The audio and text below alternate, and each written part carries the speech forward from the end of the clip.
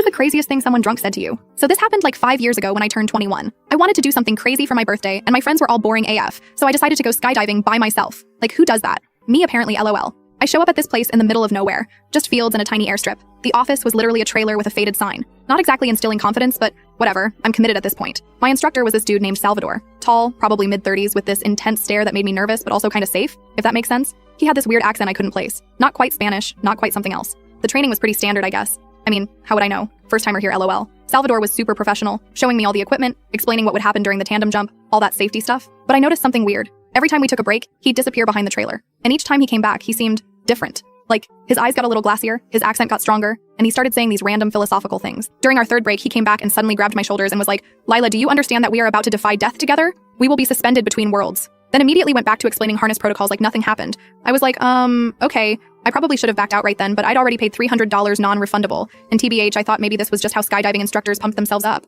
Like their version of pre-game rituals? Fast forward to us actually getting on the tiny plane. Salvador is now definitely acting strange. He keeps whispering things under his breath, and I swear I caught him taking sips from a flask when the pilot wasn't looking. Y'all, I was freaking out internally, but also didn't want to seem like a chicken. The plane climbs to jumping altitude, and Salvador straps us together for the tandem jump. His breath smells like tequila, and he's swaying slightly. The pilot gives the signal. Salvador slides open the door, and the roar of wind fills the plane. We're positioned at the door, my heart is pounding, and right before we jump, Salvador leans in super close to my ear and slurs, I need to tell you something important. I've never actually jumped with another person before. They just promoted me yesterday from packing parachutes. Then he pushed us out of the plane. I'm literally screaming as we're free-falling through the air, thinking I'm about to die because my instructor is both drunk and inexperienced. Salvador is laughing maniacally behind me, and I'm just praying to every god I can think of. Then he yells, also, I have a confession. I'm actually afraid of heights. I'm not even kidding. We're falling at like 120 bars, and this man tells me he's afraid of heights. I couldn't even respond because the wind was so intense and I was basically having an out-of-body experience at this point. Somehow, Salvador managed to pull the chute at the right time. As we're floating down more peacefully, he starts sobbing on my shoulder, telling me how he never wanted to be a skydiving instructor, but his father was a famous skydiver, and he felt pressured to follow in his footsteps.